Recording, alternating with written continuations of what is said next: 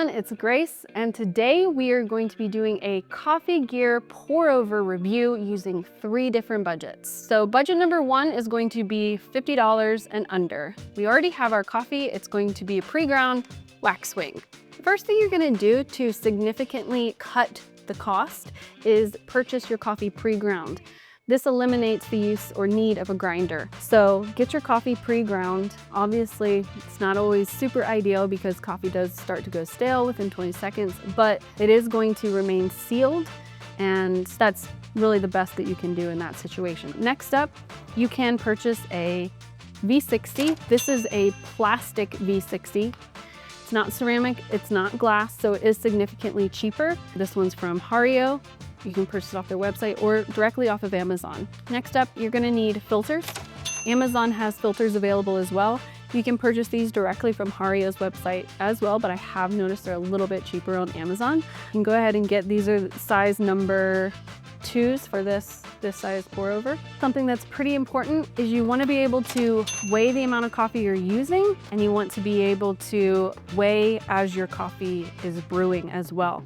You can purchase a kitchen scale. It does not have to be a fancy, top of the line, coffee industry standard scale. You can just purchase an Amazon basic scale, use your phone as a timer, or if you have a stopwatch, you can use that as your timer as well. Next up, you're gonna want a gooseneck kettle.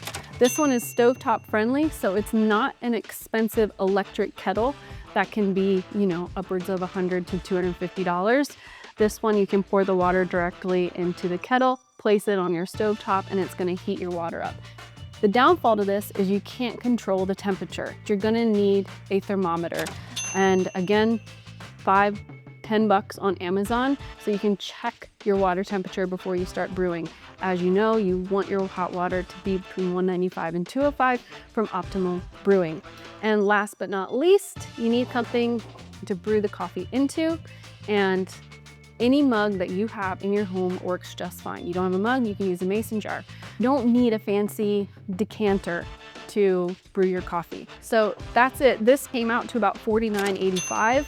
I found most of this on Amazon, and that includes the pre-ground coffee. So for our second tier, which is no more than $200, we have money in our budget to be able to have a grinder. So we're going to have our coffee sent to us whole bean. This is from Target, and it's an excellent burr grinder that I highly recommend if you're trying to not spend a fortune. There's a lot more out there that may be more to your liking aesthetic wise. This is a great grinder. It's gonna grind everything consistently. It's gonna do the job. Next up is a little bit higher end kettle that's available on the market. It's a Bodum gooseneck. You can even go a little bit higher with this one and get a built-in thermometer. This one does not have it. So again, we're going to incorporate a thermometer into this brew setup. But when I did this tier, I was about $5 or $10 under budget. So if you wanted to upgrade to that one, you definitely could. But the key thing here is that it's a gooseneck, it's an electric kettle. You don't have to put it on the stovetop. And then last but not least, we have our brew device. This is a Bodum brewer, looks very similar to a Chemex. It's a little bit different, the glass is gonna be different, but we have a little extra money in our budget, so I'm gonna go ahead and say use Chemex filters, use oxygen bleached Chemex filters to brew with this. I don't love the mesh simply because it can affect the way that it tastes, and it can't pull out sediment the way that these Chemex filters can. So you can get all of this for under $200. I think it comes out to about $195. Last but not least, this is for all you coffee connoisseurs out there, my fellow nerds. This is going to be $500 and up.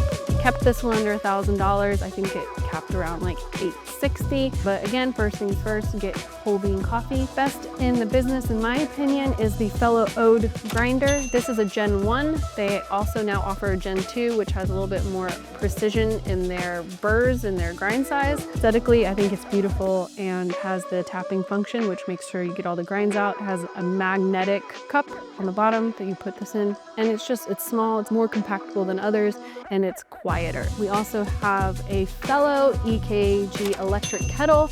This doesn't just heat your water up, it also holds temperature. It has a hold function on the back side of the burner where you can set your water temperature, and it will hold that through your whole brew process. These come in many different colors. It's one of my favorites. We need a scale for this, so one of the more expensive ones out there, this is the Akai Pearl. This is really nice. It's big, it's bulky, but it shows off while you're brewing. It also has Bluetooth activated, so you can keep track of all your brews and your ratios. Again, it goes with the aesthetics as well. Brew method, we're doing the pour over. I like this ceramic. I think it holds heat better. I like the way it looks as well. We need a decanter to go under the V60, so add that to the budget. This is a Fellow decanter. Filters, this is from Hario. These are number 2 for this size.